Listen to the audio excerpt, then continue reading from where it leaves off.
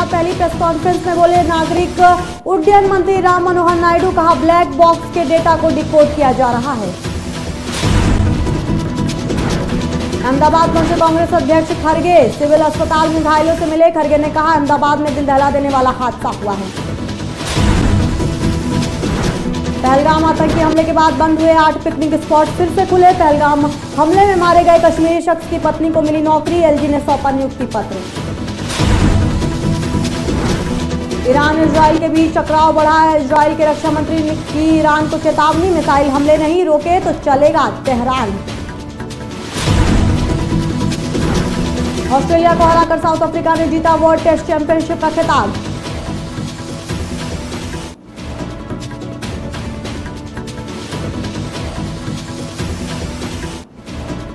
नमस्कार, आज की खबर देख रहे हैं आप। मैं हूं आपके साथ यशस्वी पाठक। आइए दिखाते हैं आपको दिन भर की बड़ी खबरें। एयर इंडिया 171 विमान हादसे के जांच शुरू हो गए हैं। डीजीसीए के बाद अब नागरिक उड्डयन मंत्रालय ने प्रेस वार्ता कर कुछ अहम जानकारी दी है। मंत्रालय ने बताया कि आखिर कितनी दूरी पर जाकर विमान का कंट्रोल पूरी तरह से खत्म हो गया। मंत्रालय ने ब्लैक बॉक्स को लेकर भी जानकारी दी। इसके अलावा विमान की हिस्ट्री को लेकर भी कुछ अहम जानकारी दी गई है। Very difficult, especially in the ministry and for everyone else. The accident that has happened near Ahmedabad airport shook the entire nation. And my deepest condolences to all the families who have lost their loved ones in the incident. I have also personally lost my father in a road accident. So to a certain extent, I can understand the pain and anguish that the family members are feeling. And in fact, it was a moment of shock right after we got to know about the incident. But even in that disbelief, I personally rushed to the site to oversee what needs to be done, what support needs to be provided. And that was the attitude of the government of Gujarat also. The attitude was the same from government of India. 2 days have been very...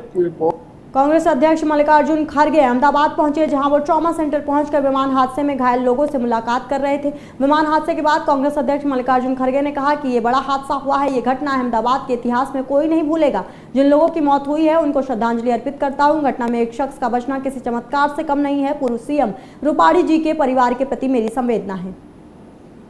ये बहुत बड़ी हादसा अहमदाबाद में हुई है। ये घटना अहमदाबाद के इतिहास में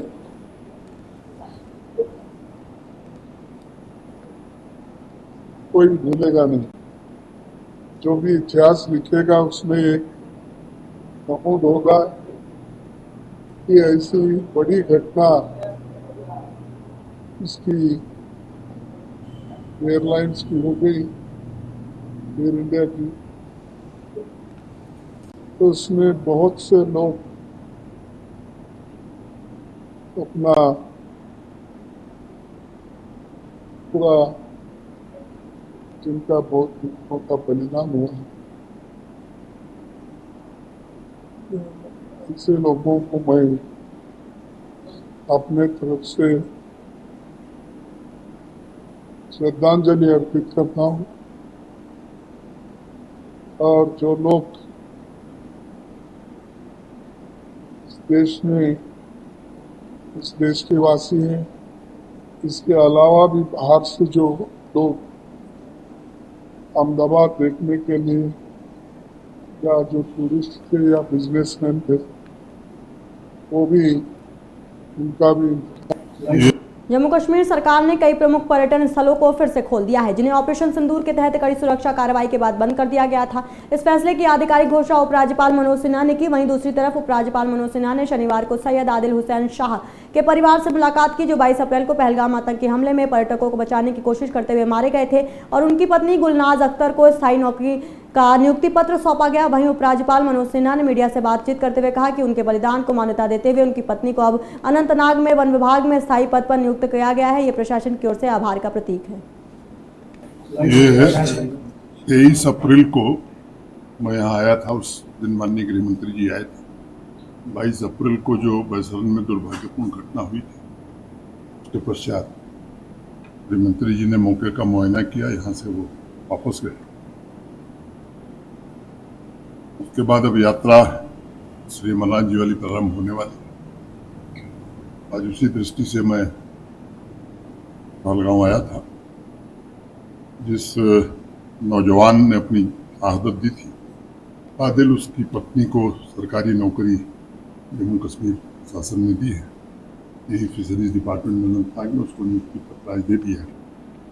तेहरान पर किए गए हमलों के बाद अब ईरान इजरायल को निशाना बना रहा है। उनकी तरफ से सैकड़ों मिसाइलों से हमले किए गए हैं, जिसमें इजरायल को भी नुकसान पहुंचा है। वहीं दोनों देशों के बीच शुरू हुई इस संघर्ष का असर एयरलाइंस के परिचालन पर भी पड़ा है। इजरायल, ईरान, इराक और जॉर्डन ने अपना एयर स्पेस बंद कर दिया है। एयर इंडिया और कतर एयरवेज समेत कई एयरलाइंस को अपनी फ्लाइट या तो रद्द करनी पड़ी या उन्हें डायवर्ट कर दिया गया। इजरायली रक्षा मंत्री इजराइल कैट्ज ने शनिवार को चेतावनी देते हुए कहा कि अगर ईरान ने यरूशलेम में मिसाइल हमले नहीं रोके तो तेहरान जलेगा। बता दें कि ईरान के हमले में 3 लोगों की जान गई है, जबकि दर्जन भर लोग घायल हुए हैं। इजरायल सेना के चीफ ऑफ स्टाफ के साथ ईरान के हमलों को लेकर एक आकलन बैठक के बाद में इजरायल के रक्षा मंत्री ने कहा कि इजरायली नागरिकों पर हमले के लिए ईरान को भारी कीमत चुकानी पड़ेगी। उन्होंने कहा कि अगर ईरान सर्वोच्च नेता आयतुल्ला अली खामेनेई ने इजरायल पर हो रहे मिसाइल हमलों को नहीं रोका तो तेहरान जलेगा।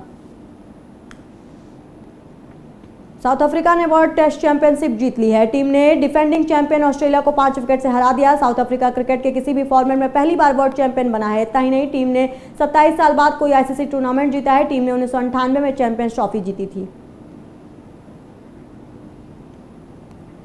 आज की बड़ी खबरों में बस इतना ही। बाकी के हम खबरों के लिए आप देखते रहिए आज की खबर।